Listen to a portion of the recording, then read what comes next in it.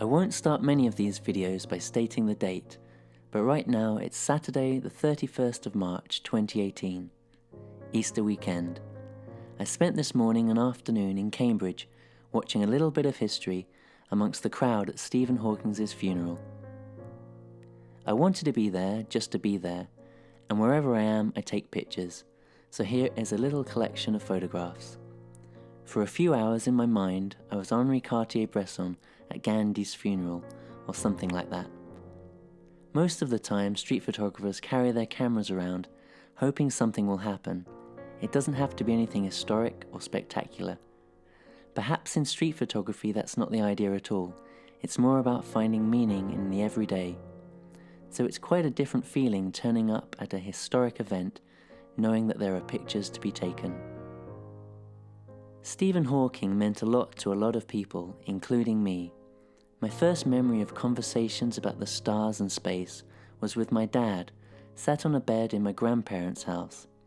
It was like being told the most fantastic fairy tales, but these were stories that never lost their magic when you got older. And Stephen Hawking was one of the greatest writers of those wonderfully true fairy tales about the universe we live in.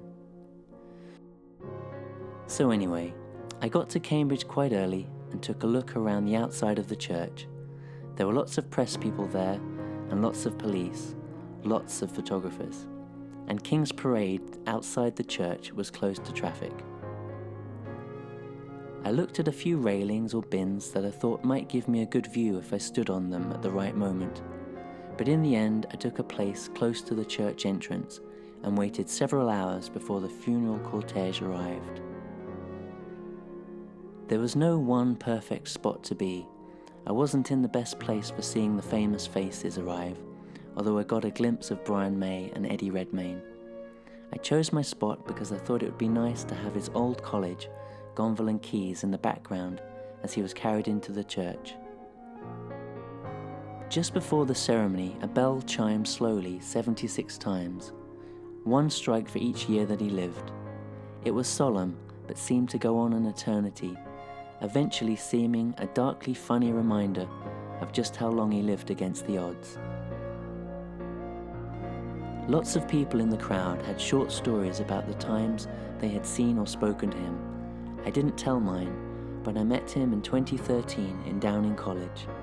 An astrophysicist friend of his showed me to him when I told her it was a little dream of mine to photograph him.